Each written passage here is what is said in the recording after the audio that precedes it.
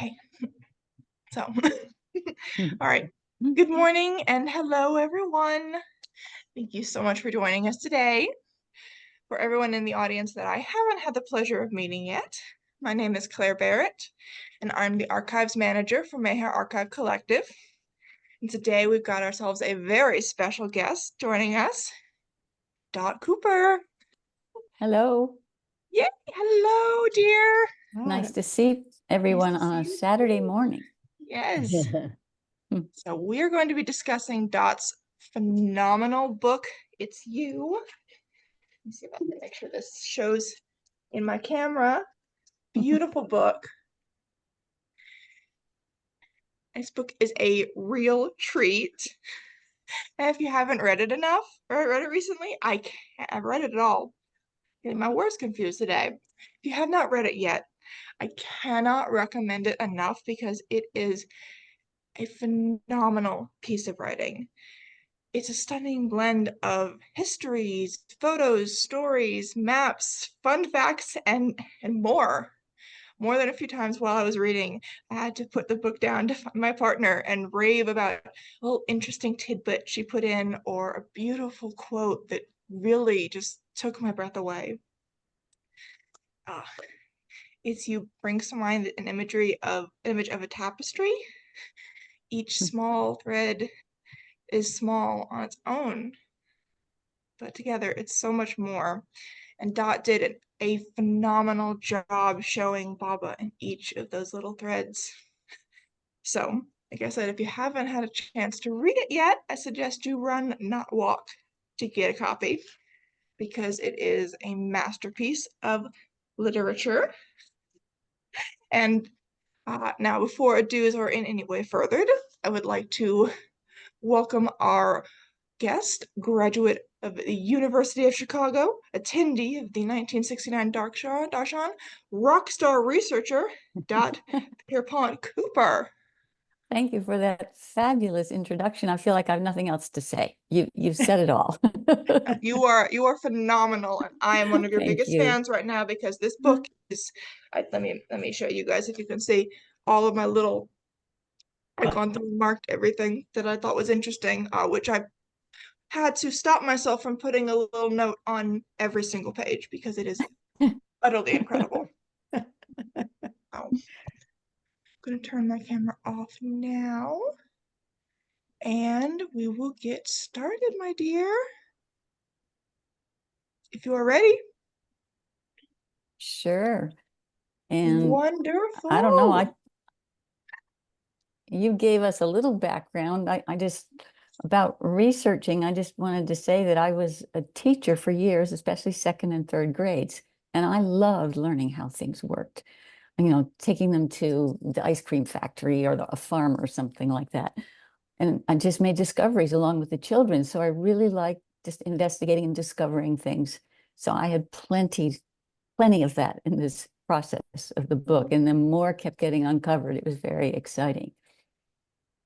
And how it got started, are you interested in that a little bit, is in the winter of 2011.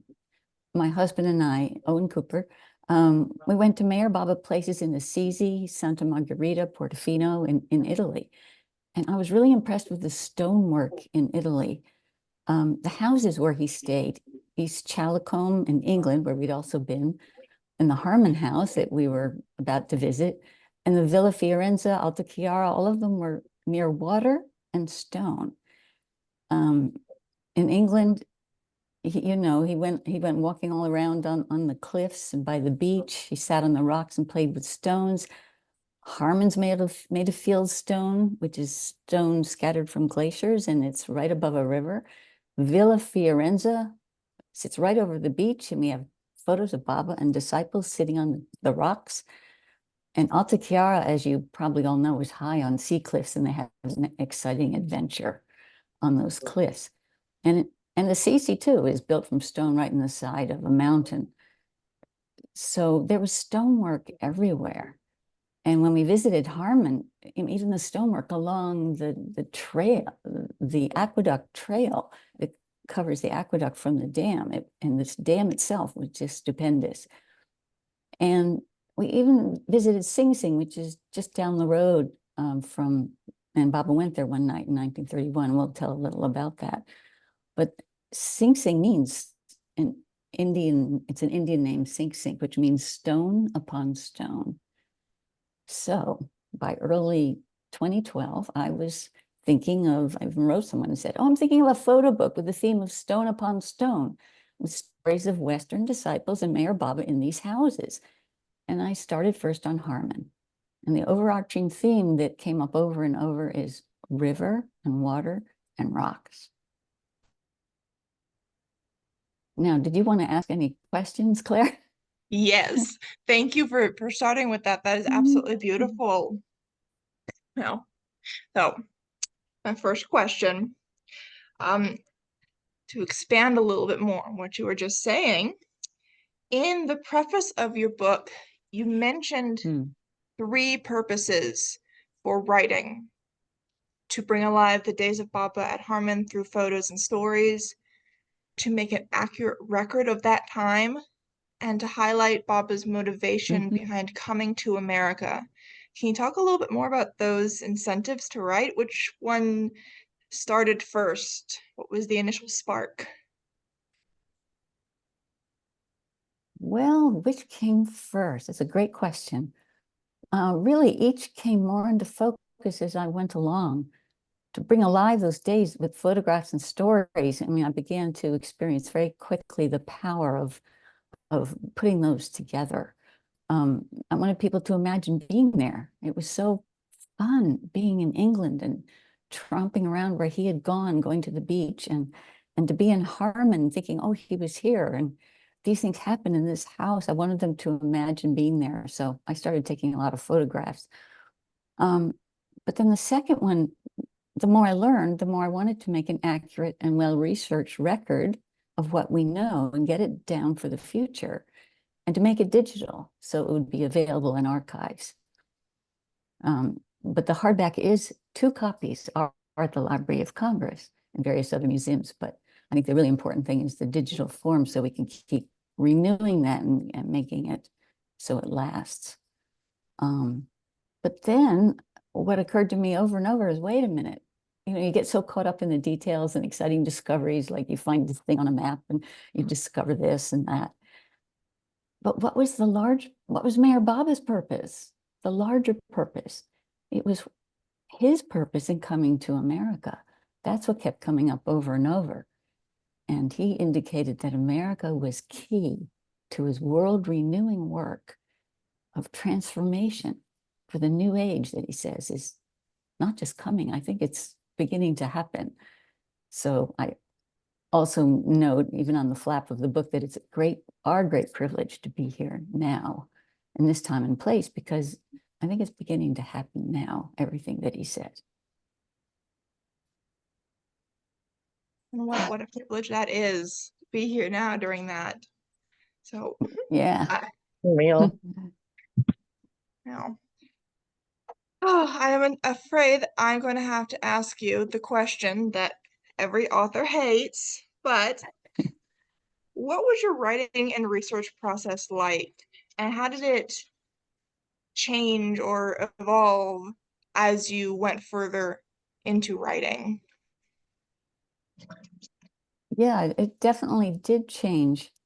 The first 3 chapters are they're trying to cover a lot of history, a huge timeline in a short amount of space and words.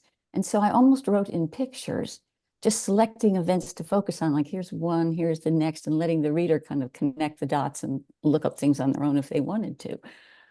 There was no way to tell it all. So I could just highlight as the story moved forward. But then later on, I got into like Narina's story, Elizabeth's story, Anita's story, and it became more narrative. And I had to kind of change a style and learn more about researching that.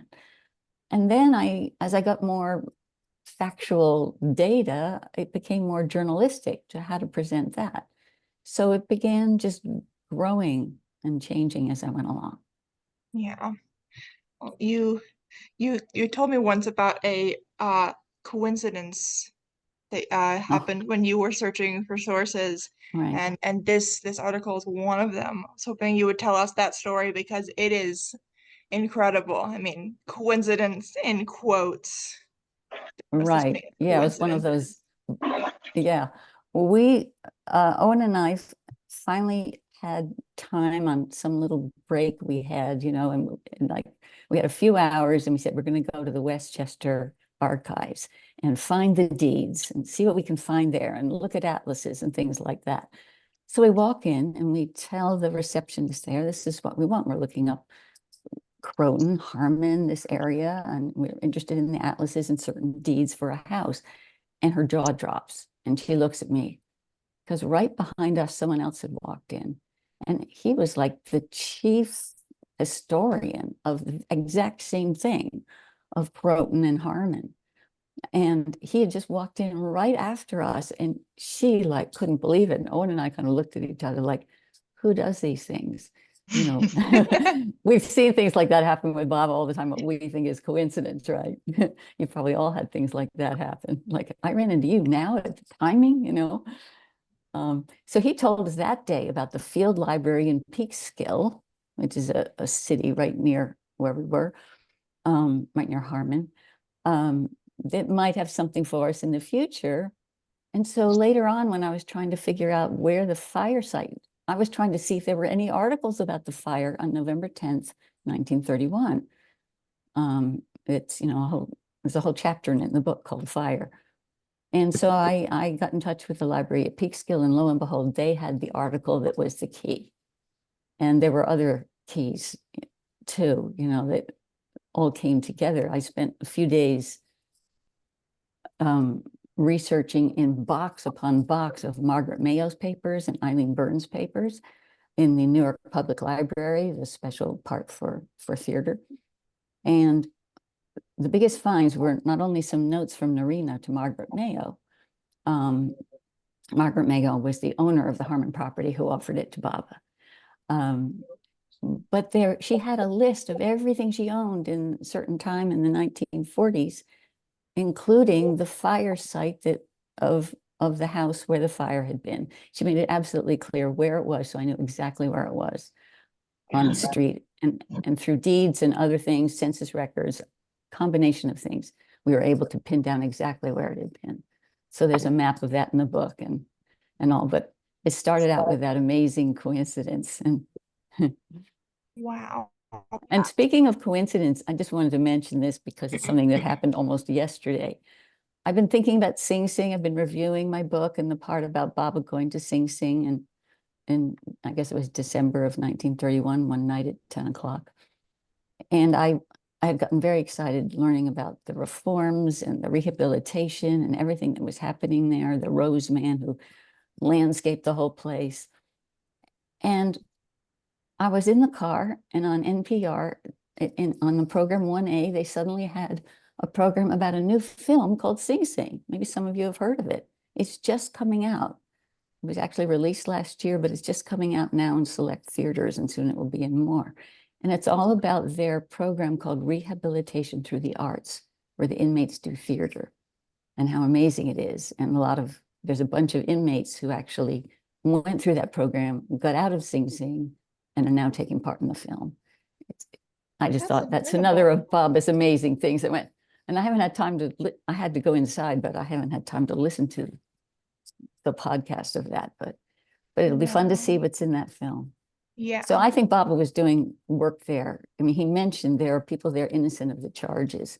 Mhm. And let's see, I think the main character in this film, they say, was innocent of the crimes he was convicted for.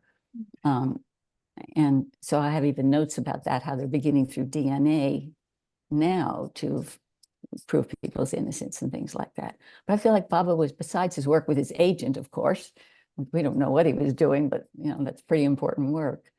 I felt like he was working with reform in the prison system too. Absolutely. Well, everybody tell me a day that works and I'll get tickets for us all to go to that film. My goodness. It really does feel like Baba left you a breadcrumb trail of Mm-hmm. little That's what, tidbits along the way. that's true. And you just get one and then you follow that and then you follow the next one. Yeah.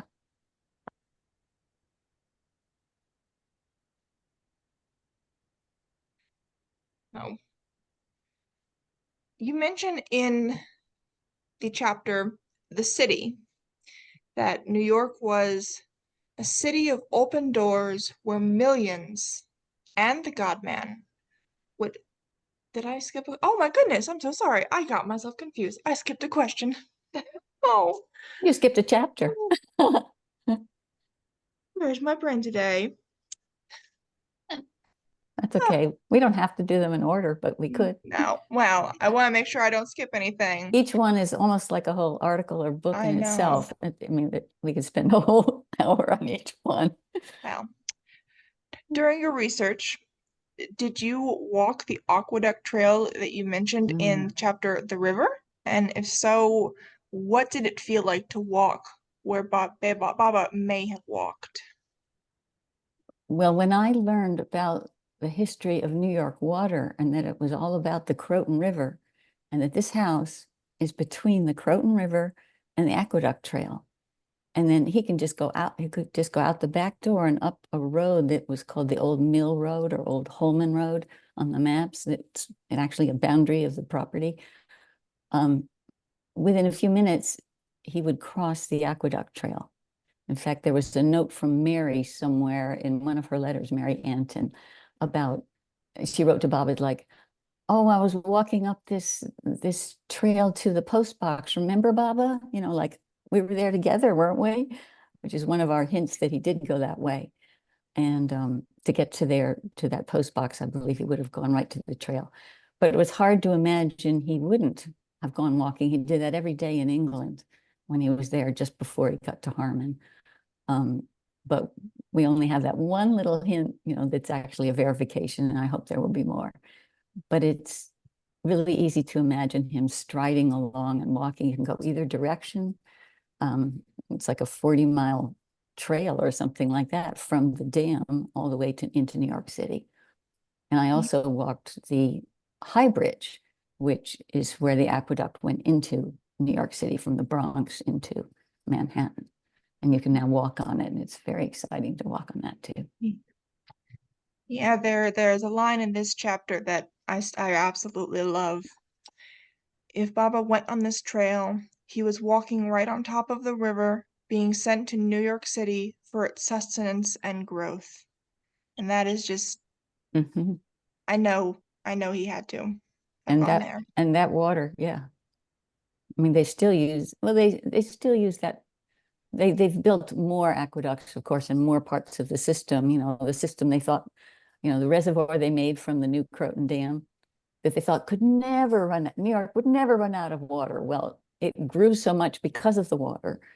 As the first chapter is all about the river. It's called The River and New York water and the history of it. It grew so quickly that it had to build more systems. But at the time he was there, they were still sending water through that aqueduct to New York City.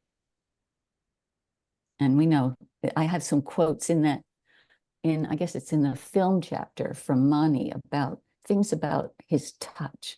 Learning his touch wasn't just touching that thing, it was touching everything.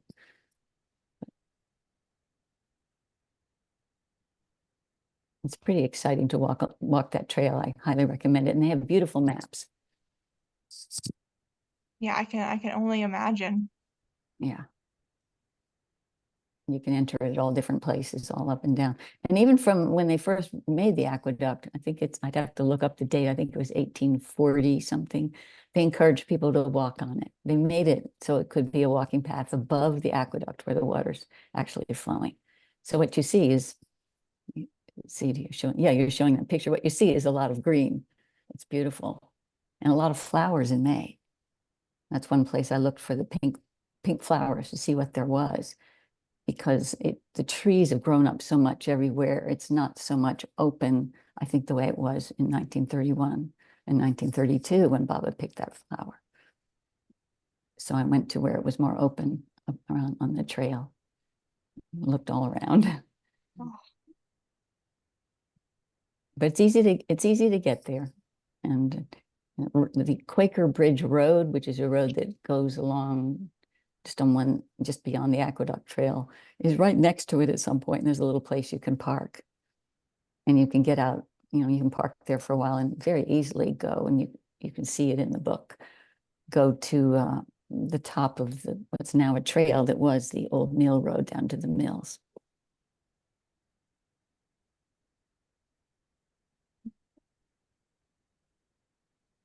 All right. Now, the question I would start to ask, I guess I'm just excited to hear your answer on this one. Oh, something about the city. Yeah, you mentioned in the chapter The City that New York was, quote, a city of open doors where millions and the God-man would come. Do you think that the energy that you describe in that area was what drew Baba to stay at the Harmon during his trip to the West? Well, first of all, New York City was at the leading edge of technology, the cultural and intellectual capital of the world, the doorway to America that Baba used 6 times on every one of his visits. He came to New York or through New York. And yes, he intended to use America's great energy. And perhaps New York City represented that. I don't know, but it was an incredible place. But why Harmon? And I went back and looked up, and it's in Malcolm's account, which is in both the Glow and the Awakener. And Jean and Malcolm, when they were just learning of Baba, they received a cable asking if Baba's party could stay with them in New York City for a week in the house, a friend's house where they were staying. Well, they knew there wasn't room. And so they decided they would use their funds, organized for England, to just do whatever they needed to for Baba. And so they cabled and inquired, do you want it to be in the city itself, or would it be equally well or better if this was in a house in the country within an hour of New York? And they got back an answer that country was preferred. Well, they used to live up in Harmon for a while, and their landlady was Margaret Mayo, who had built many houses, and there's a lot in the book about her and how, every time she built a house, she wrote a play, or the other way around. She was a famous playwright. So she owned a lot of attractive homes. And one of them was this large stone house she had just bought in 1929 above the Croton River. This comes in the book eventually in little hints, but it wasn't actually in Harmon, but it was across the Croton River from Harmon in this area that was not all built up in streets and all of that like Harmon was. And Jean wrote to ask, is there anything available? Miss Mayo calls her back immediately upon receipt of the letter and says she understands the nature of the visit and the offering, and as a contribution, she'd like to offer the use of the large stone house above the Croton River. And of course, it wasn't quite large enough, and then she got her workmen and redid it so it would accommodate more people. So that's how it came about. Now, was that just by chance? Or did Baba plan that all along? He said country. That's the way things seem to happen, where you look and then he gives the direction and you look some more and, you keep on going, asking the same question until kind of it gets to what he needs. Yeah, it always works out. I love this photo that we have on the screen right now from your book. It is just such an incredible photo. You really knew how to pick some very, very good ones. Yeah, you can see the New York Public Library is fabulous in these digital collections. These things don't have rights on them, that, copyrights, so that you're free to, or the public domain or whatever, and you're free to use them, which is really nice. Yeah. Because Claire, we should probably mention that we're not showing a lot of photos from the book in this presentation on Zoom because we can't, because they have rights. And we can't, without asking permission from each place, could we have this on a Zoom? Who knows who's going to see it or what they're going to do with it. We couldn't just use a lot of the photos, so you won't see photos of people for the most part. Yeah, a lot unfortunately. of beautiful woods and rocks and river. Oh, yes. But also New York City. Yes, Yeah. absolutely. Um, let's see, I'm gonna find my notes here.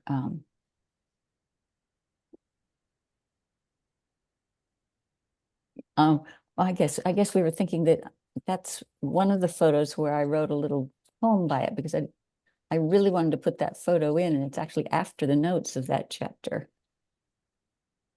And it's about Westerners.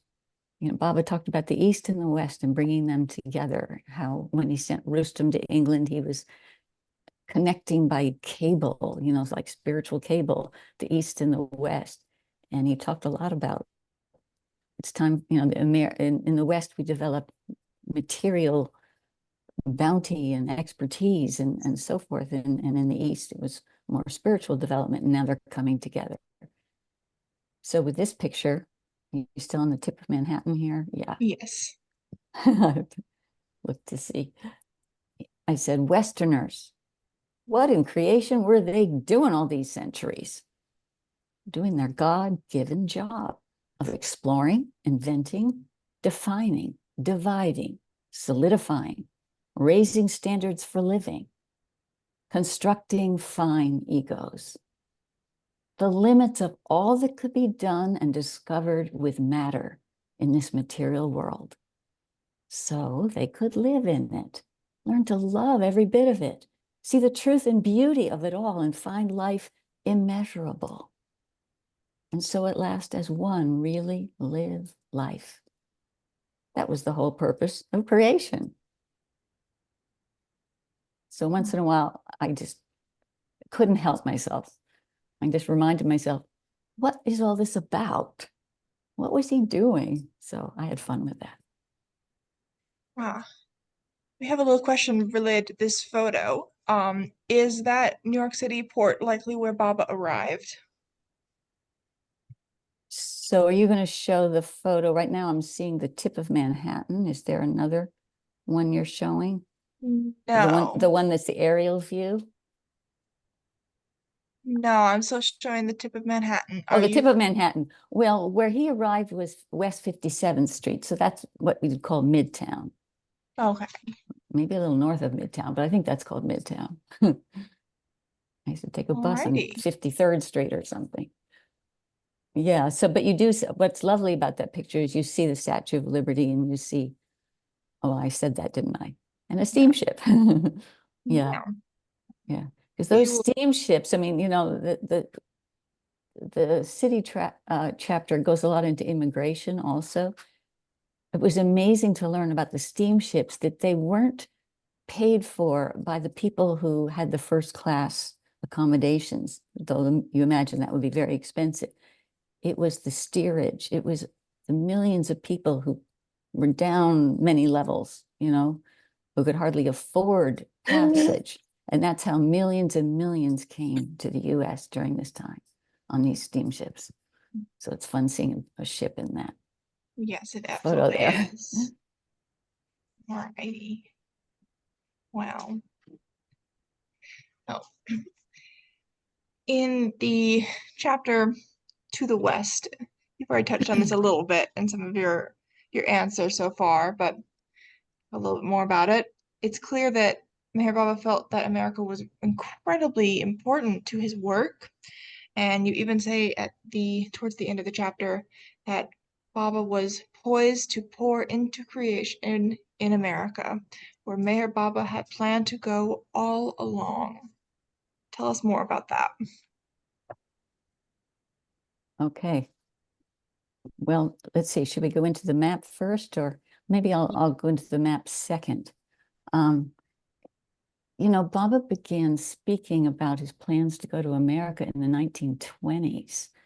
I show in that chapter how the boys at Prem Ashram in 1928 dressed him up in Western clothes.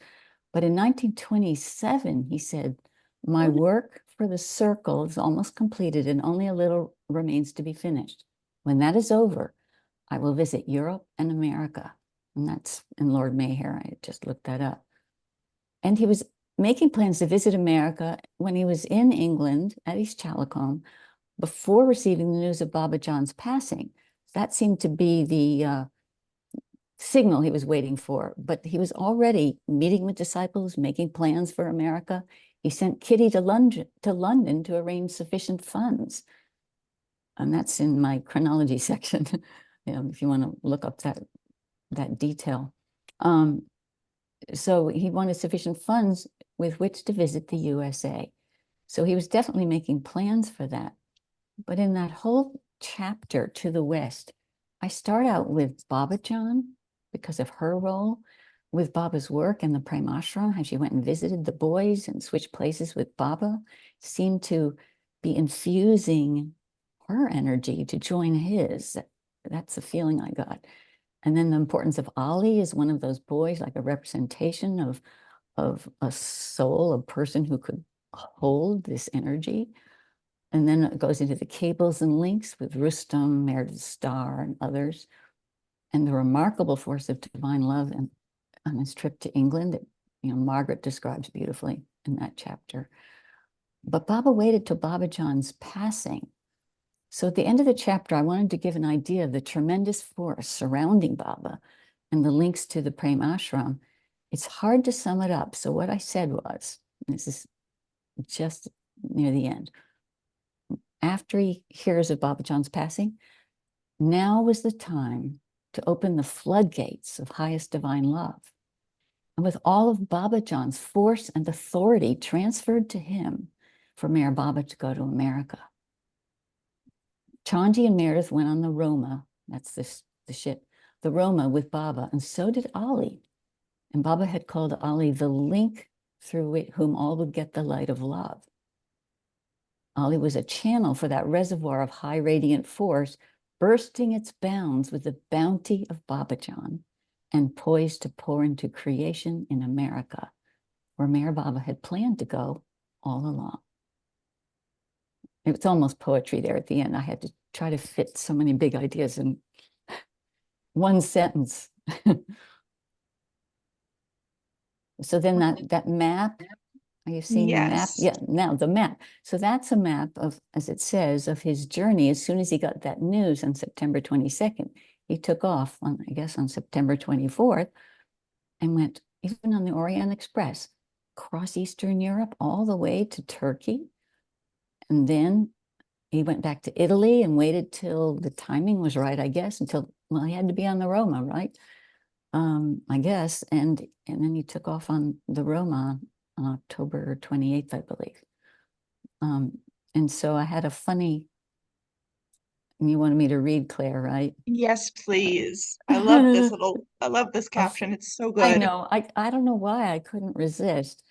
I wrote, I'm a baseball player, so I love baseball. So I apologies to people who don't know the game of baseball and its rules and what these terms mean.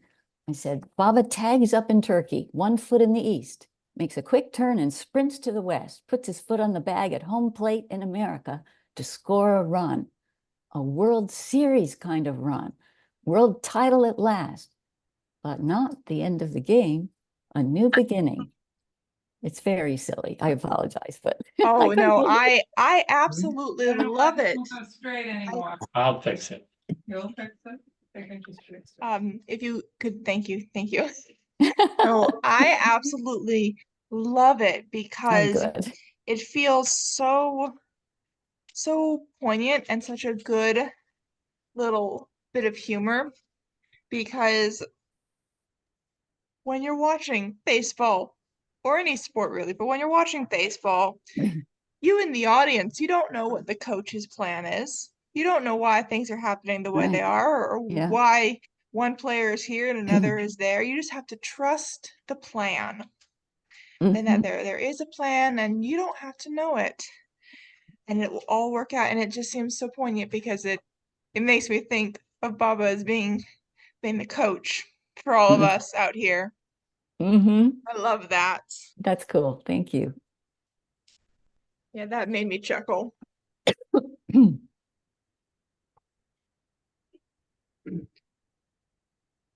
So where are we going next here? Next, The road? yes. And this is up for Miss Amy. This is a good photo for you. Oh, I seem to have lost my Zoom window. Whoops, sorry. Am I Okay. still there? You're still here. Let me see. How do I find it again? Oh, Oh goodness, so Zoom sorry. it's okay. Zoom is a tricky little thing. Where is it? Okay. No. Yes. There we go. Okay. Okay, good. Got it. But Oh, the pier. yes, I Okay. love this photo that you took. Um, in the chapter The Road, you start off talking about the difficulties Baba had once he arrived here, Oh just yeah. getting off of the Roma when it was docked uh, at the pier. Why was that? What was that holdup there? And I actually went back to Lord Mayher online and reread the whole thing because when I wrote the book, I would condense these stories a lot, kind of assuming people either knew them already and I was kind of reminding them, or they could look it up and they wanted the whole story, because otherwise this would have been thousands of pages long. But so on Friday, 6th of November, they sailed into New York City and docked at, it's actually Pier 97 at West 57th Street at 2 in the afternoon, docking at the West 57th Street Pier. 2 hours passed before Baba and the men were allowed to disembark. An insolent immigration officer kicked up a row on board ship, unnecessarily delaying their disembarkation.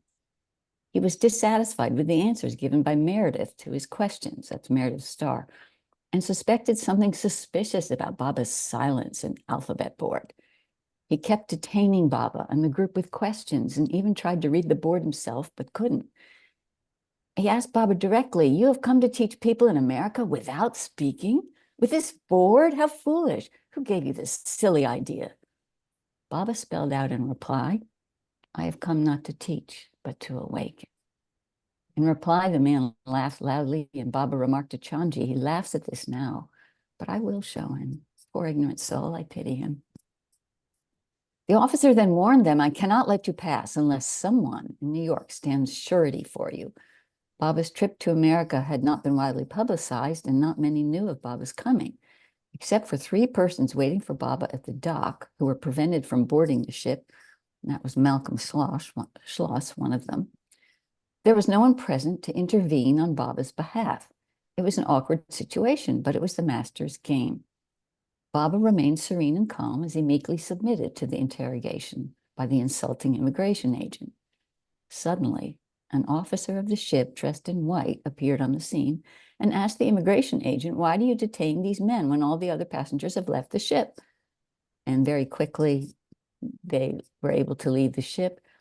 And I didn't read on, but I think I remember reading, someone could correct me, that Baba sent Chanji or someone to find the officer that came in white to thank him, and they couldn't find him anywhere.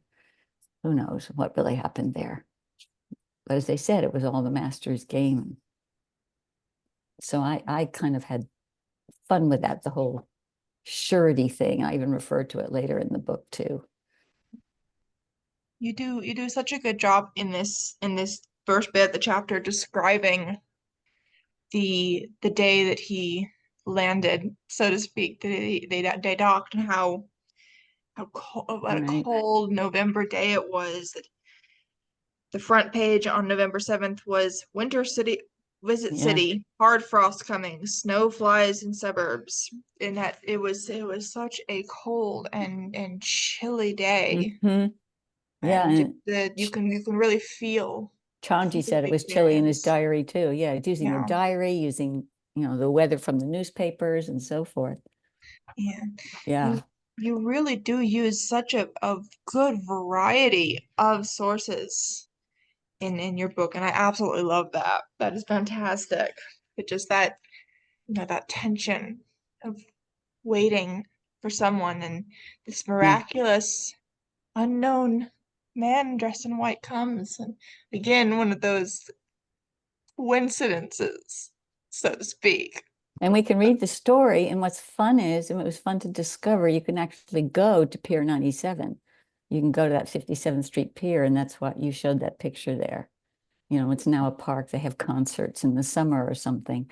And you can go to the pier in Brooklyn, because when he left that December, he went on the Bremen. And when he came back in May of 32, came back on the Bremen. And the Bremen was a ship that was so long, so fast, so humongous, it couldn't land in any piers around Manhattan. And you can have seen in those pictures how many piers there were. So they had to use, I think it's the Army Pier or something in Brooklyn, especially a long one. And that pier is still there. And you can go there, you can walk down it, you can see Manhattan and the Statue of Liberty, you can take a ferry over to Wall Street. You know, it's fun to be able to just go there in person. Yeah. Oh gosh.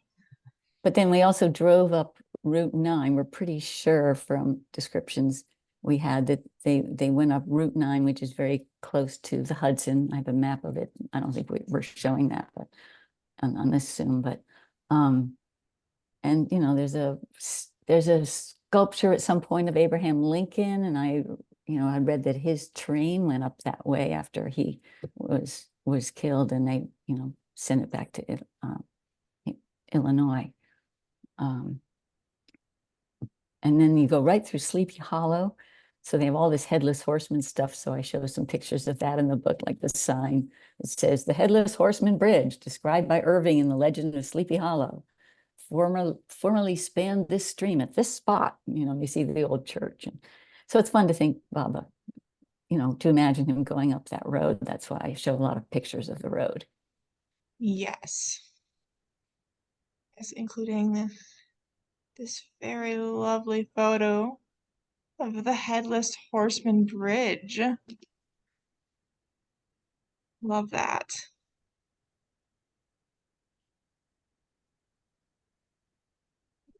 Oh.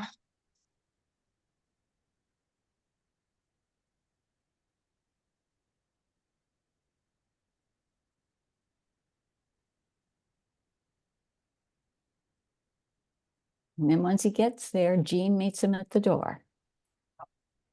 Um, And what's remarkable is there are so few photos from Harmon. I think Elizabeth must not have, she just met him there. So by the time they were in Italy, she was taking pictures and even movies, right? And we have so many photos from Elizabeth. But I don't even know who took the one of the house with two cars in front of it. We show that at the end. I have it in the book at the end of the road chapter, the house in 1931. It's a rare picture, and there's just a few, one with Elizabeth, Narina, and Anita, and Malcolm next to the house, one little one of Mary Anton next to the house, and a few of Baba and disciples in 32, and that's it that we've found so far. So there could be more things out there hiding somewhere in someone's closet, who knows? Well, I hope so. I certainly hope so. I would love to find more. There's always a treasure trove out there hidden, usually, but it is very interesting that there are not really that many photos. Mm-hmm. Well. So after that, we get into, I have the chronology section where I didn't want to have to write that out in longhand. It's just by date, all the things that happened leading up to getting the house and people meeting Baba and who met him when. So you can look on that and say, oh, Anita met him on November 11th. Narina met him on November 8th. She was one of the first to come, maybe the first. Elizabeth came on November 17th. All of that sort of thing is in a chronology. And then I start chapters, Jean and Malcolm and their account, and Narina and her account, and Anita, and so forth. And each one has their own reactions. Do you want me to go into a few of those, just little notes? One moment. Can everyone see the photos that I have on the screen? Is that still working for everybody? Yeah, I see a beautiful one of Croton River. Okay. Okay, good. But It's beautiful there in the fall, by the way. I tried to go there in November since Baba had come in November. And I tried to go in May because Baba had been there in May. all right. All right, I just want to double check. Yes, I would like to get into talking about everyone's reactions to meeting Baba. You have several chapters dedicated to the individuals. Only a select handful, because if you wrote about every single person who stayed there or Yeah. visited, that would be, you know, an encyclopedia like series of books. But you have Mhm. these chapters dedicated to them, talking about their reactions upon meeting Baba and realizing who he was, and each one is so special and unique to them as people, and Mhm. and it's really beautiful. Uh, the first person that you talk about is Jean, and her Mhm. describing his Baba's concern for her injured thumb, and Mhm. her sitting with him and saying, "It feels like I've always done this. Like it's not the first time." Yeah, she felt like the experience of being with Baba was he was so familiar, and so many people said that same thing. You know, like I just feel at home with him. I feel like I knew him forever. I was trying to remember where I'd seen him before. She says, "This seems so familiar to be sitting here with you like this, Baba. I feel as if I had always done it." He assured her it was so, and conveyed, "You've been with me for ages." So, of course, on this trip and in England too, he was gathering his circle very quickly. Because here within a few days, Jean, Malcolm, Narina, Elizabeth, Anita, you know, just and Nadine. You know, yeah. And then Malcolm is right after that.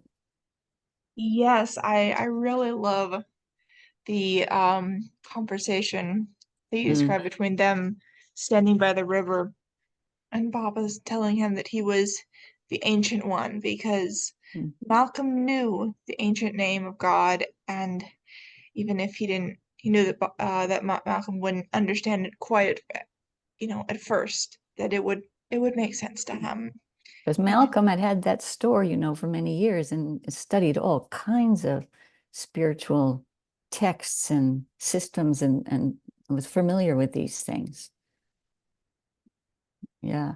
Baba often, I think, let people know that he knew something special about them that they would have never told anyone, you know, that only they yes, knew. And Baba knew it and would, you know, and he'd let them know in that way that he really did know all when he said he did. yes, that was something that you mentioned with, I believe it was Norina. With Narina, yeah, she had that Yeah. vision when she was young, and then he reminded her about it. You know, how would he have known that? Yeah, of course he did know.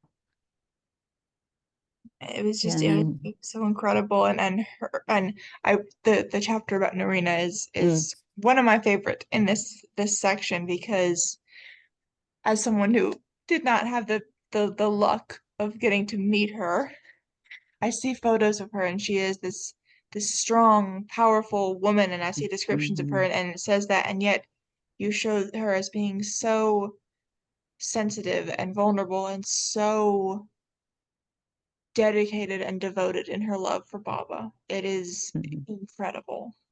She's just extraordinary, extraordinary figure. And Baba told her it's due to your position as my mother that you take on a bit of my sufferings. He called her his mother, explained, you know, her connection with him. Um, and then of course, if you follow her life, you know, her last 10 years were very difficult. There's a whole in that four-part series in the Glow about her. The last one in spring of 2014, I think, is called The Dark Journey of the Soul.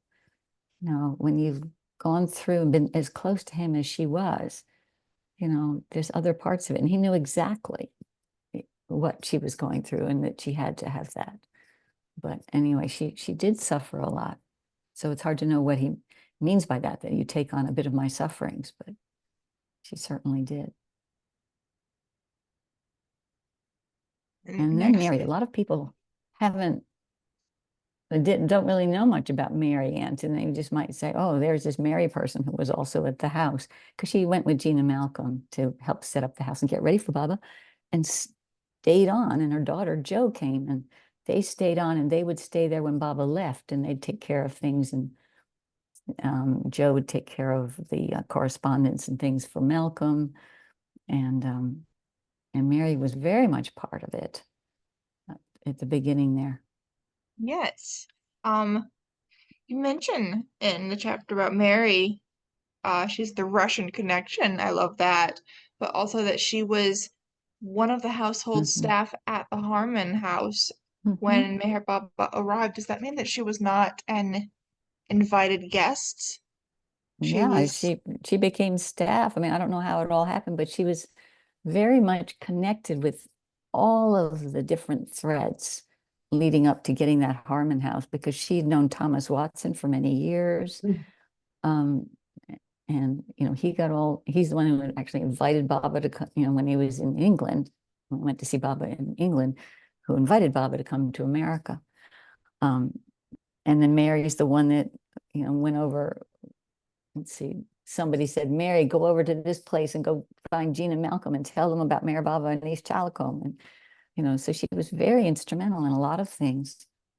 And I don't know if this is the place to say it, but what's so amazing is Jo would write letters to Baba sometimes when he wasn't there and say, my mother, Mary, she'd like to write to you, but she just feels she can't. She feels so unworthy. She felt like she wasn't doing the work Baba had given her, which is to write his story, and she said, oh, I'm not doing it. Well, it turns out a lot of the stories in this book are from Mary, but they were embedded in her letters. And you can find them all at the trust, the Avatar Meher Baba Trust. And they're handwritten, most of them. And you have to find them. There's part of a story, and then there's a whole bunch of other stuff. And then another part of the story, and then a whole bunch of other stuff again.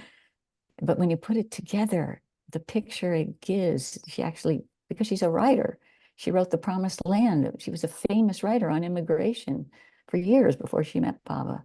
So she really offered him her writing.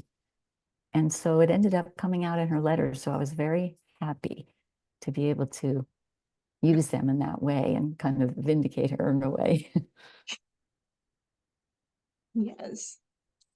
Oh, yes, Mary is absolutely a fascinating character, and I'm glad that you Yeah. gave her a chapter to get a little bit more Yeah. about her, because I had not really heard much about her at all. If you haven't read The Promised Land, I'd never had a real picture before of what life was like for the Jews in Russia and the persecution that was going on, and how much they would say to each other, not next year Jerusalem, next year America. Their hope was to go to America, and many of them did. So her father went first, and then she actually arrived in America, in Boston, in 1894. And there's a picture of Boston about that time in the book. But her writing is so delightful, and she would have these conversations with God, and ask the rabbi all these impossible questions and things like that.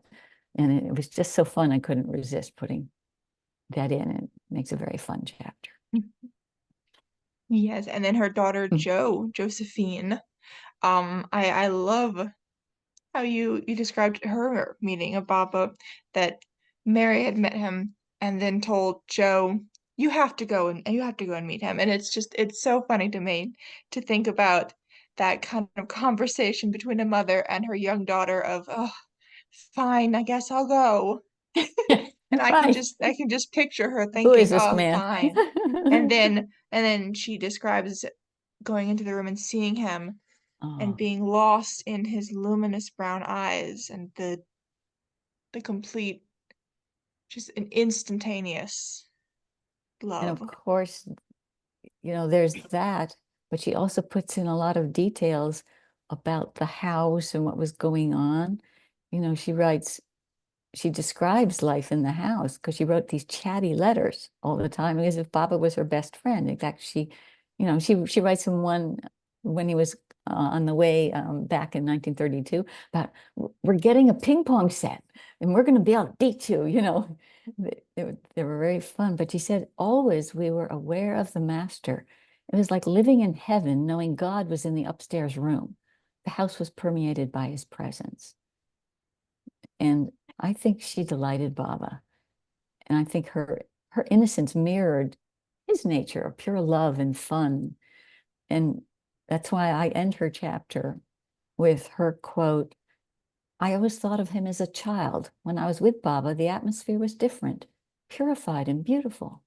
He was like a friendly next door neighbor. So she has, it's a real help, her comments. And then her poems are fun, and I sprinkled some of them in there. Yes, I appreciate that.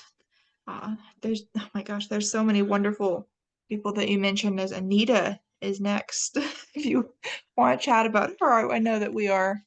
And we're already almost at noon. So, Yes, and of but course, the title of the book, It's You, comes from Anita's story. You know, where she yes, was so worried about meeting him. She was Catholic and she was a good girl. And what was she going to do? Well, I guess I'll kneel and I'll kiss his hand or something. And then when she walks in, it's like, she just ran into his arms and says, it's you. I wouldn't have gone through all this bother if I knew it was you. You know, it's like she'd always known him. yes. But she was always I love that. making Baba laugh. And, you know, that's why I write it in the very, very last chapter. There was a picture of Anita. I couldn't resist, and I had to reduce it to something very tiny because there was no more room. But it's Anita running, and I wrote probably laughing with Baba at Cannes in 1937. And you see Baba with his hair flying and Anita, just the back of them both, and they're running. And that's Anita. Yes. But she also tells some of the story when he goes to Sing Sing. And so these different characters, so to speak, you know, these disciples enter the story at different places, and Mary, you know, and Joe with their writing in different places. So it's nice by the time they've been introduced, then you know them later when you hear from them again. Yes. Well, what do we do about timing here? It's Well, 12 we are o'clock. What's doing our time fine. like? Yeah, we have until 12:30. Okay. And I want to move to our next question, which was a little bit more about Joe.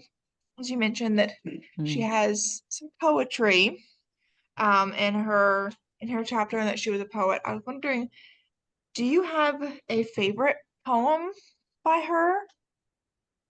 No, there's a lot of them. A lot of them, a bunch of them, I only put in a few words of it, and in different places in that chapter, like the master of all life is he, complete in his divinity. She likes a lot of rhyming, but there's one poem I put at the end called Love Increasing on page 122.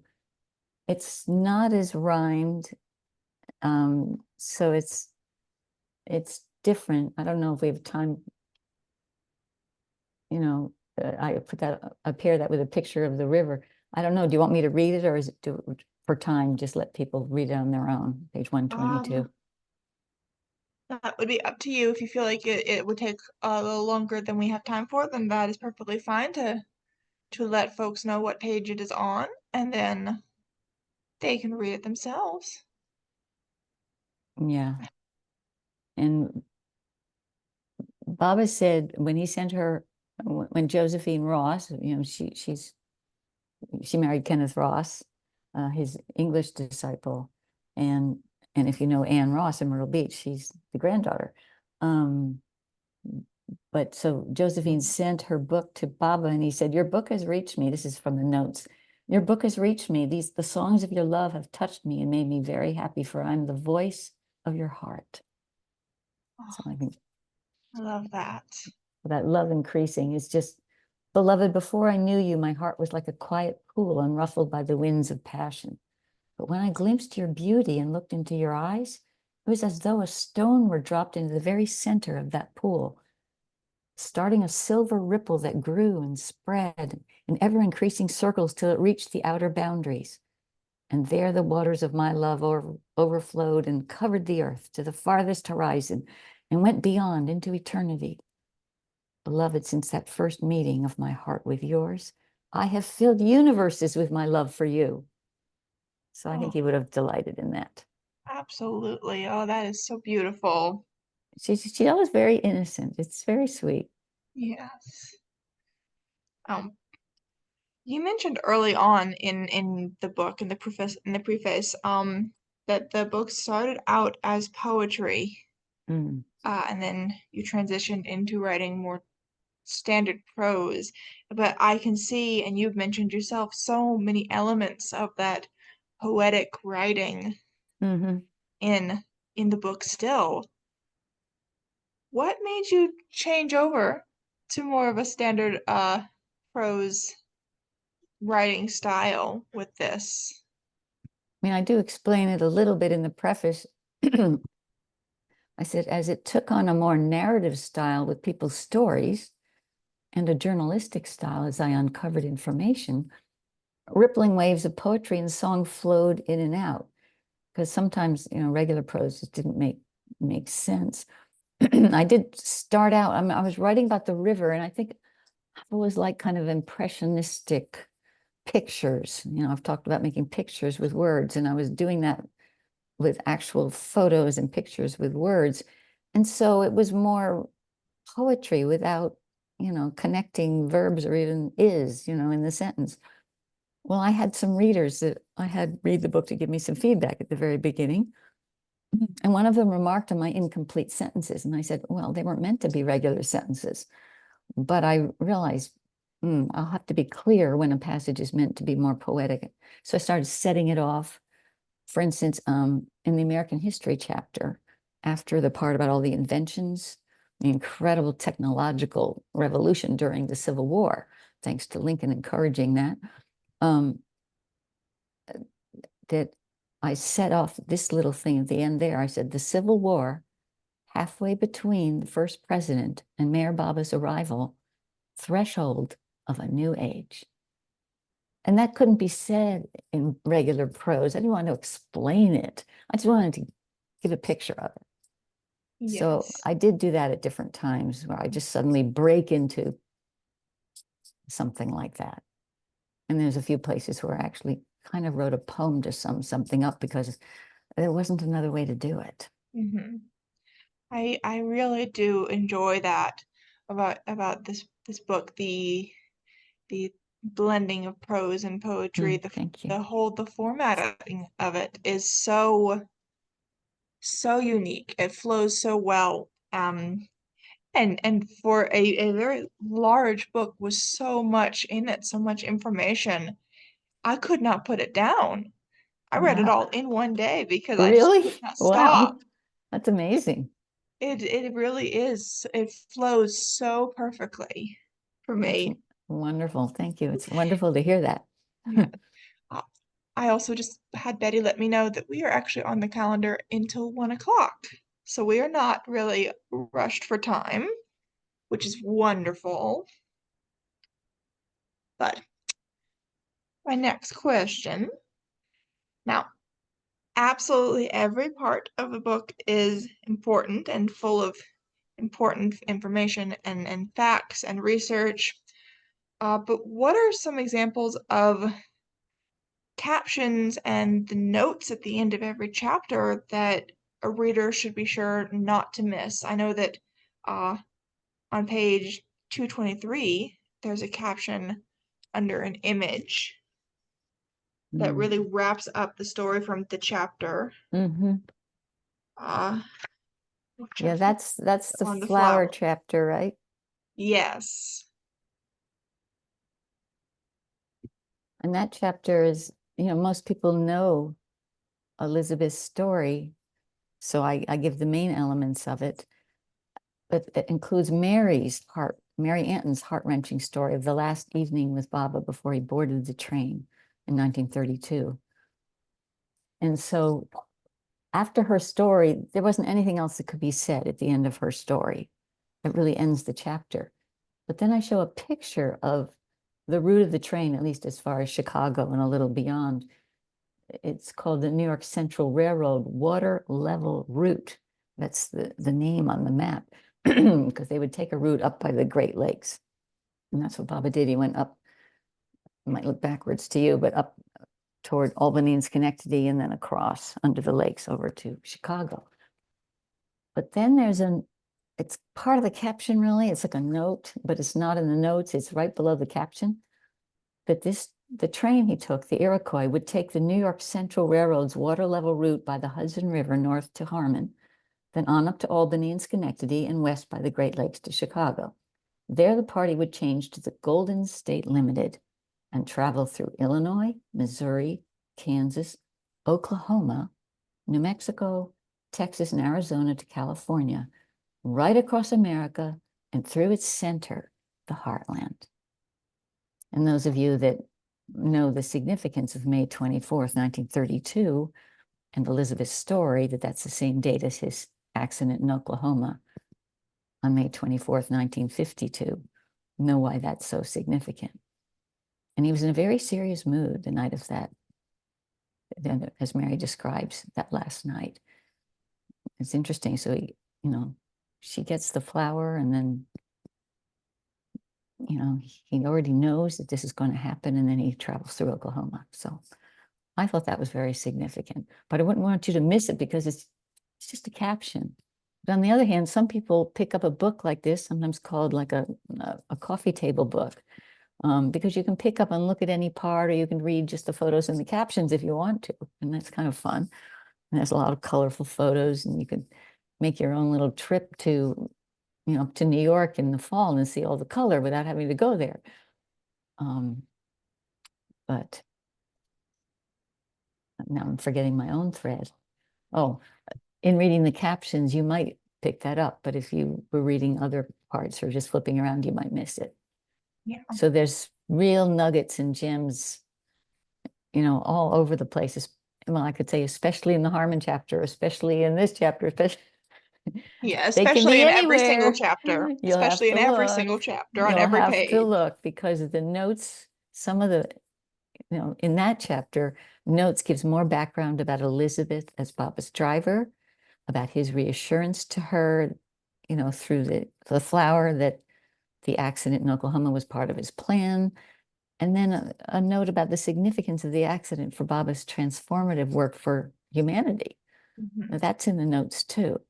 So I didn't want to put it all in the chapter because that's mostly the story and Mary's story, And so you have to read the notes to kind of get the whole picture. That makes sense? Yes, absolutely. Speaking of, the film and the flower chapters of the book seem to be the kind of crescendo of the book and of Mary Baba's time in Harmon. Can you tell us a little bit about the film chapter in particular, which has a story about Darwin Shaw, or from Darwin Shaw? Yeah, that chapter is very full. It includes the history of newsreel, which is fascinating in itself.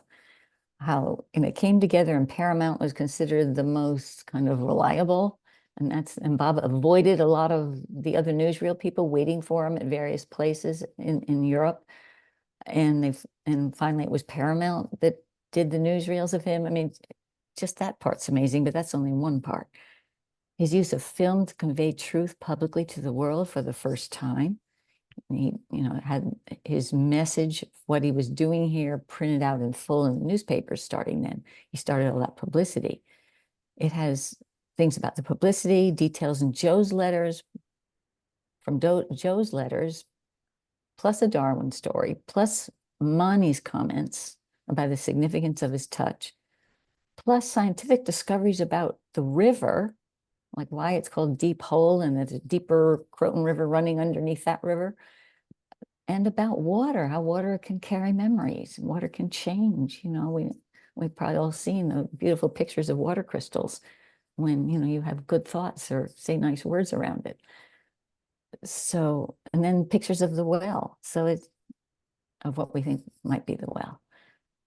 So this chapter, it highlights Baba's work in America and moves the story along with concrete details about his stay in the stone house. And that's thanks to Mary's and Joe's letters, and discoveries about a concrete structure that was probably the well. Darwin's story at the very end I have about third hand.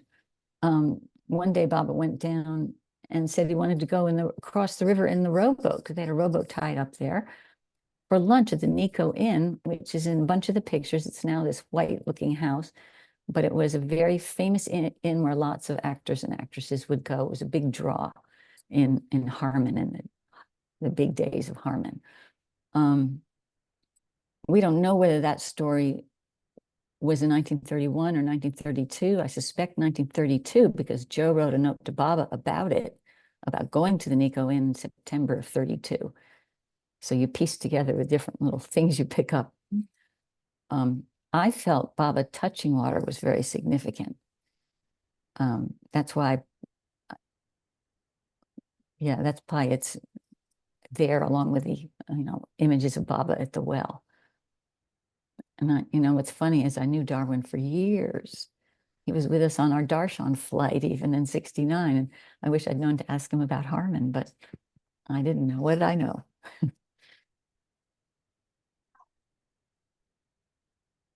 Oh my gosh. Yeah, so that chapter is amazing. And it's also near the end, and then the flowers after that, and then there's just an afterword called "And On." Yeah. Yeah, a lot of things in the notes in that film chapter. And Yes, beautiful my pictures of goodness. Baba at the well. Oh my gosh, I know. They really are spectacular. Yeah. And Oh, one thing that Ann Barker noticed is that, I don't know if she wants to say a word, let her turn on and notice about Baba wearing his sadra in the Paramount newsreel and at the well. His disciples are usually in suits and ties, and at certain times, I think Baba wore his sadra, his feeling at home clothes. yeah. Oh, Just to comment on that, There you are. yes, hello. Mayor Baba was bringing East and West together, and I think that's why he appeared at that time wearing his sadra, and also the beautiful film footage of Baba at the well pulling up the bucket and drinking with a ladle from that well. Wearing his sadra. That was so touching. Mm-hmm. I wonder if other people have questions they'd like to ask you. yes, I want to say just now that there we go. That was the end of my script, my questions for you. And since we have more time than I was expecting, which is delightful, I wanted to say thank you so much, Dot, for answering all of my questions, including all of the research and writing questions that I know authors are not always. It's always fun to try and put it into words, the process. I wanted to also then turn it over to all of our wonderful, wonderful viewers, which also includes Owen. And Oh, hello, yeah, Owen. Owen's here.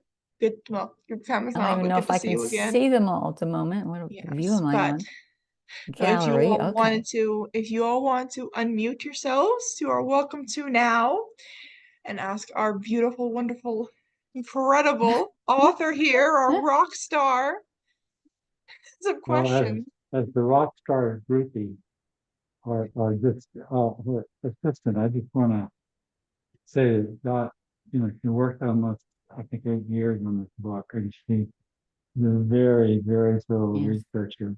And she was extremely careful about verifying fact. There's no speculation in there. There's nothing like, well, Bobby doubtless did this, although there's no evidence for it. And I feel like the book is going to be a valuable reference for hundreds of years. There's going to be a time when all the material that's documented is going to be scattered to the wind. But researchers who, far into the future will, I think, find it invaluable. And many times we went up there. Dot had this sister who lives in that area. But we went up there many times, and it was really a lot of fun to kind of scout out ways to take pictures. And you can take a good picture from across the river, actually, when there's not a lot of leaves on it too. But anyway, I just wanted to, you know, make that comment. Absolutely. I will say that's one reason why I was saying the variety of sources, it really is so well researched. Actually, the first time that Dot and I had a Zoom meeting to get prepared for today, one of the first things I told her was that as an archivist, I was in love with her because the amount of research and how documented everything is. And at the end of the chapter, she lists everything used in that chapter, and they're just like, oh my goodness, if you could teach everyone how to write a research book, I would be so happy. Because this is so well done and so, like you said, it's no speculation, it's drawing from multiple sources to verify things. It's incredible. You really you hit the nail on the head with your purpose of making an accurate record.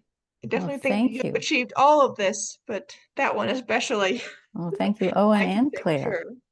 And keeping track of those rights was really something too. I mean, I had a spreadsheet and there was one sheet for text and one sheet for photos. And even at Goodness. Avatar Mayor Baba Trust, they have two different people for those different things, you know.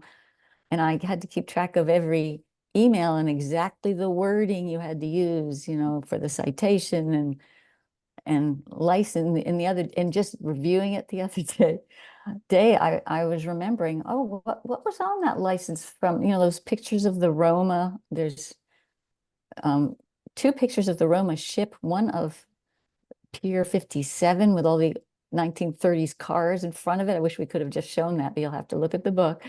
And two of the inside of the Roma. And I had to pay for those. I had to negotiate. They were going to charge me 125 per picture, you know, and I was paying this out of pocket, you know.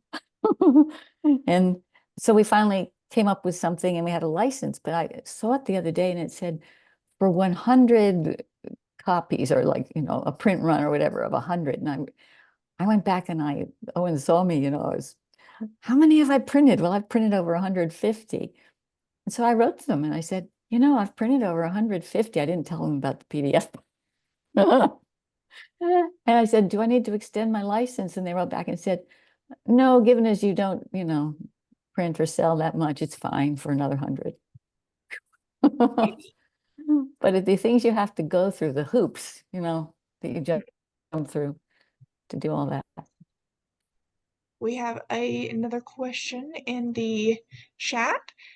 Is there any idea of how many people met Baba in those two visits to New York?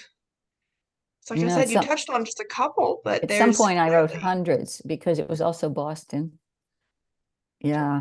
And it was in New York and at Harmon.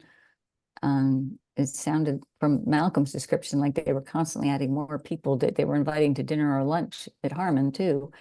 So I don't know if there's even a way to count them all. I mean, there is a list. It looks like it was probably typed by Malcolm, where he was trying to keep track in 1931 of who was coming on what day. I'm sure it's not complete, and who knows if there's a list for who met him in the city. Yeah, that's incredible. hundreds. Yeah. Yeah. I mean, they had to go find another house nearby to have the growing influx of guests go Oh stay yeah, at. yeah. That it was, where the house that had the fire. And They when they had to thought he was coming for a month or something in 32, at first that's what he had told them. Margaret Mayo bought like 100 tents, and they were going to make a tent encampment on Deer Island in the river.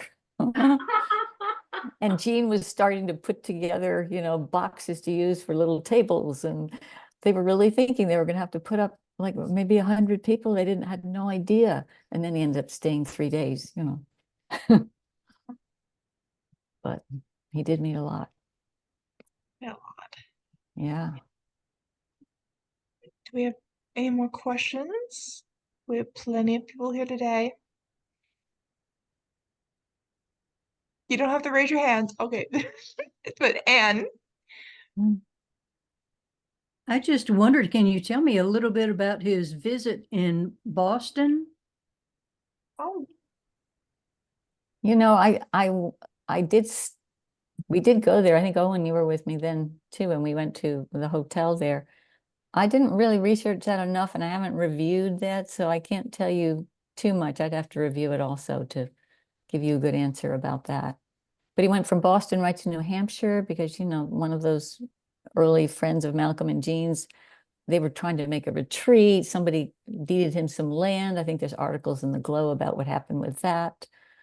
You know, he ended up not keeping that land in New Hampshire. But yeah, so there was, you know, Boston is right next to New Hampshire, so they just went up there. And then they took a ship back from Boston to New York City. in Diana.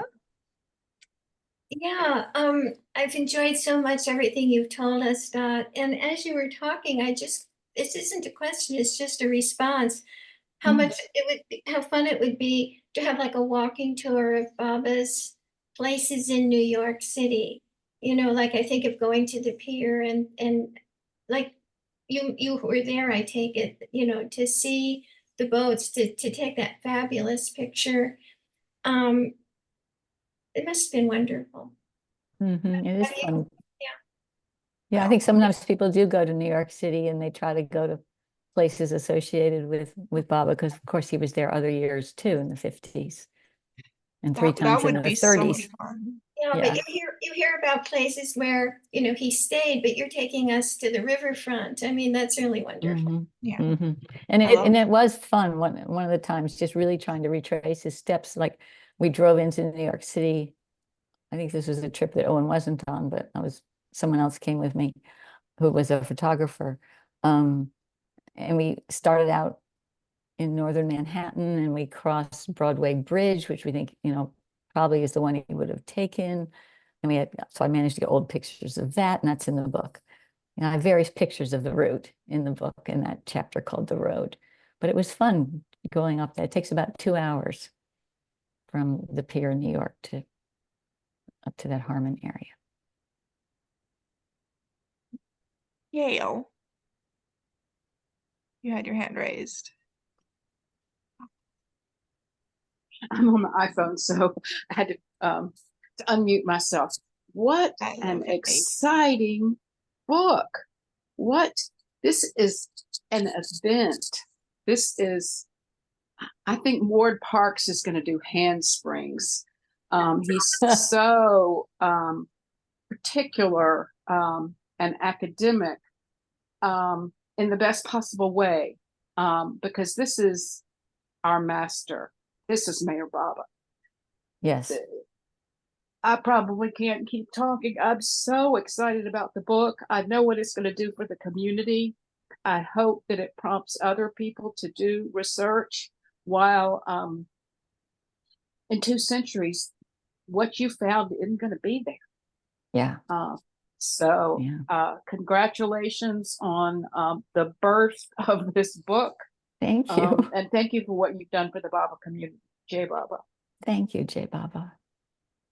Yeah, it was integrating a lot of different things. That's why, you know, it helps to have chapters, because when you'd find something, you say, where does that belong? Okay, I'll put it there.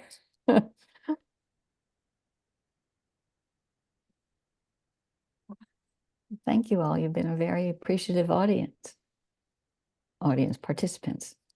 Amy. Hi, good morning, Dot. Thanks so much. It really is a valuable documentation and story. I do love the way you've organized and simplified and threaded things together. I'm wondering, my husband and I did go to Croton a few years ago. I believe it was before COVID, and because we live in Massachusetts. And do you include any of the dam pictures in your book? Yes. Yes. That dam is, did you go to the dam? Oh my gosh, yeah, I actually was looking for pictures, which is why I went offline a little bit and found a couple. They're absolutely stunning, and Were you not able to share those today because of copyright, or that's not a? Oh, my own pictures we could have. Okay. I mean, I don't know how to share that with you, but when we were there, it happened to have, I think it was springtime, and it was, or early summer, and they happened to have a huge deluge of water and rain. So the dam itself was just, it's overpowering. I'm looking at it on my large screen of the waterfalls coming down from it, and the It's beautiful. beauty of the place, and the interesting aspect of tourism.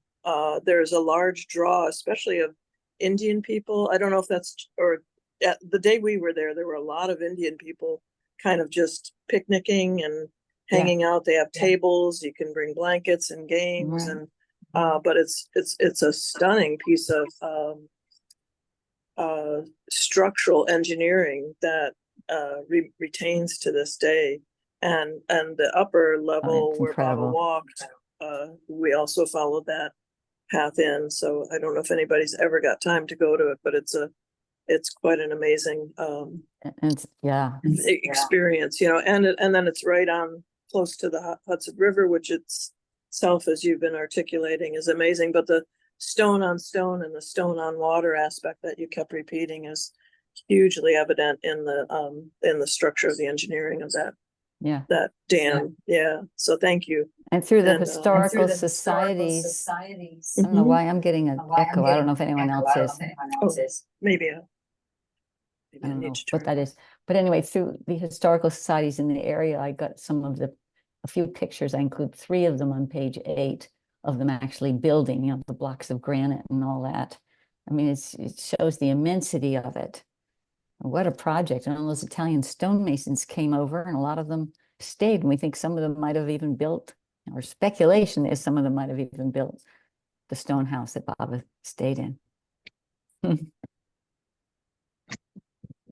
Yeah, I highly recommend going to the New Croton Dam, and you can pick up the aqueduct trail right from there, and within an hour. And I can add some feedback for some people about the Boston visit, because I know there's definitely locals that, you know, Cynthia and Richard Griffin get very detailed about where he stayed, and the they'd had a New Hampshire gathering one time to visit that house that was in Baba's name.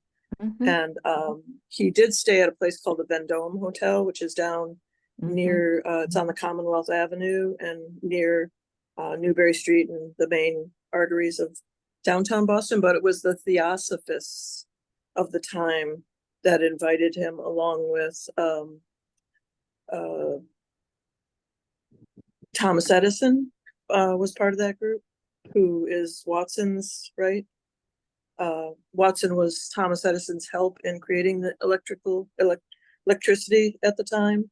And as Edison grew in age, he also continued to, I believe, cultivate his own spirituality with the Theosophists in that area. So there's a whole sort of a circular connection between homes and buildings down there that he did visit. So I just wanted to pipe on about that. Wow. But thank you, Dot. Beautiful. I look forward to getting your book. Thank you. Thank you. Next we have Cheryl. Let's see, can you, are you hearing me? Yes, we are. Okay, great. So, Dot, thank you so much. This is a phenomenal book. I actually bought it when it was available at first at Sherry Books. So, and I haven't read it. I have to say, I'm asking this question because I grew up in Manhattan, and so did my brother. There ended up being 3 of us on the same street, 122nd Street between Broadway and Amsterdam, that Baba caught in his net. And it has struck me for years when you were doing, and the reason I'm asking you is when you were doing all your research, did you gather any information about all the different streets that Baba was driven on, whether it was in and any of the visits? We know in some fashion he went down into Wall Street, he took a bus and that route, but what about individual car rides? I know, for example, there's a story of him stopping on the northeast side of Central Park. Right. And I Yeah. didn't know that he stopped there at the time and did something significant. I don't remember the details. I used to have a better brain than I have now. And And but I remember, Joe has a story about that. Josephine does at some place. oh, Yeah. yeah, and But I she met remember someone later walking. that saw him as the Christ. Yeah. Mhm. And I remember walking through that area. I used to walk and bicycle all over Manhattan. I grew up on the Upper West Side. And I remember feeling something really powerful and special there. I was already, Bob had already caught me, but I didn't know that he had been there. And then later when I heard that story, I thought, oh my God, I walked right through that. I'm going to call it an energy field. So I'm wondering, because there were three of us on the same short block on 122nd Street, right near Columbia University, International House. Juilliard School of Music was right there. Oh, And then before they moved to Lincoln Center, that was built years later. We're talking about the 1950s, okay, and 60s that we were there. A woman down the street from us, and then my brother and myself. So I'm just wondering, it's prompted me many times to think, did Baba drive down this street? Because of three of us, young people, younger than, we didn't go to the 69 Darshan, any of us. But I just thought I'd ask, did you and all your research find any details on different streets that Baba drove on that people might have commented on in their diaries or notes or letters? no, not much. I think other people have looked at things like that, but I didn't I was just mostly trying to figure out his route to Harmon. I was staying very focused on getting him to the house. All right. Yeah. So, well, thank you, because But that's you covered exciting. so much territory that I was on, that I bicycled on, that I rode buses on, Wow. that I was on this New York Central Railroad over. I Oh, mean, yeah, right. it's very Familiar. personal to me too on that level. So thank you. This book is spectacular. It's just Thank you. spectacular. I missed the very first part. How many copies have you printed? Have been printed so far of a Well, book? as I just said, that I just happened to look up because I was worried about my license. So you did 150 of them I've printed altogether. about 150 because I did it as a self-published book through Blurb, so I have to get them to print more as we need them, kind of thing, and print on demand. But we've also sold or used a lot of PDFs, also digital versions of the book. Yeah. Okay, thank you. Again. I had one more little question from me. Yeah.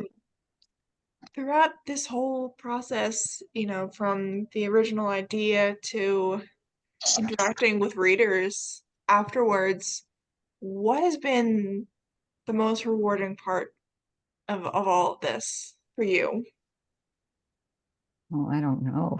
A lot of it.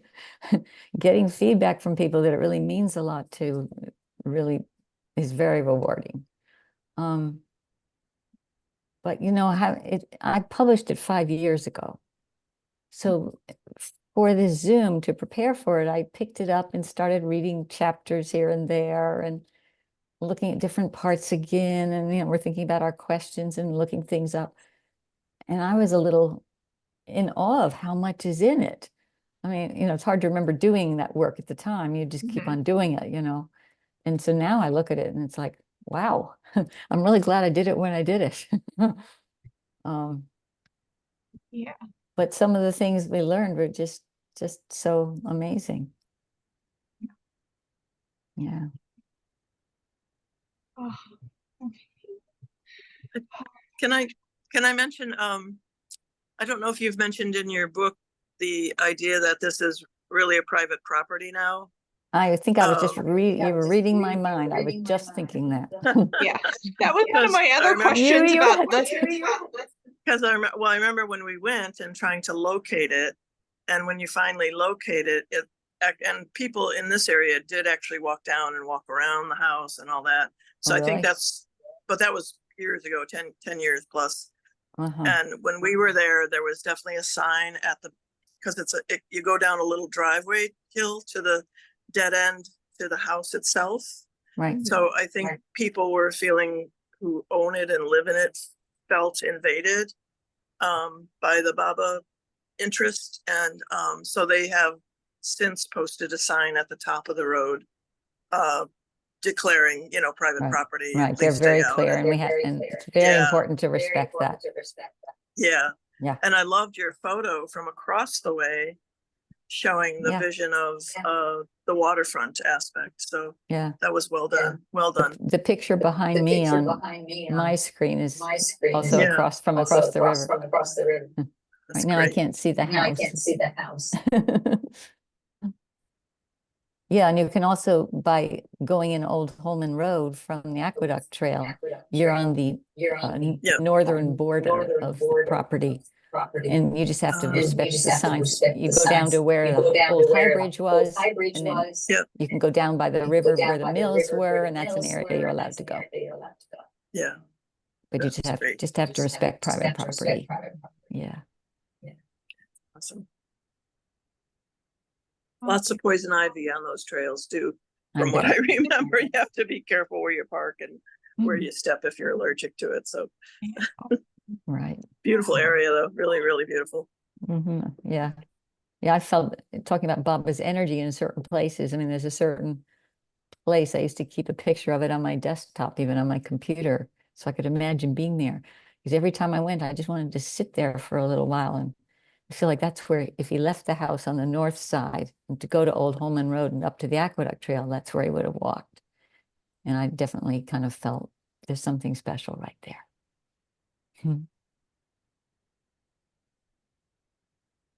Well, thank you, everyone. I guess, do we have any more questions? It doesn't seem like it. We're ready right now. Got everyone's curiosity out of their system.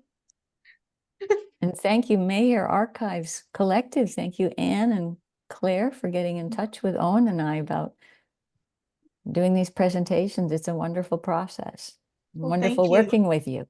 Thank you. It really has been such a gift to get to work with both of you now, because you are such lovely people and do such amazing work.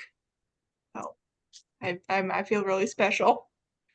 Yeah, Oh, thank good. you very much. And I'd also mention that you did such a beautiful job using photographs to also provide some of the history of Baba's visit to Challacombe in England, East Challacombe. So thank you for all that work too. Yeah, good. Yeah, if you want to see some of the photos that we couldn't show today, you know where to see them. Encouraging people to get this because it really is absolutely just incredible. Oh, well, folks, Okay, well, it seems like we have gotten wrapped up, and I want to say thank you to all of our wonderful viewers, all our wonderful folks here who spent their morning with us and part of their afternoon now. You have been a wonderful audience. You've asked delightful questions, and I adore all of you. And again, thank Gail, you. thank you. You have been such a delight. All righty. Okay, well, Jay, Baba, thank you. Baba.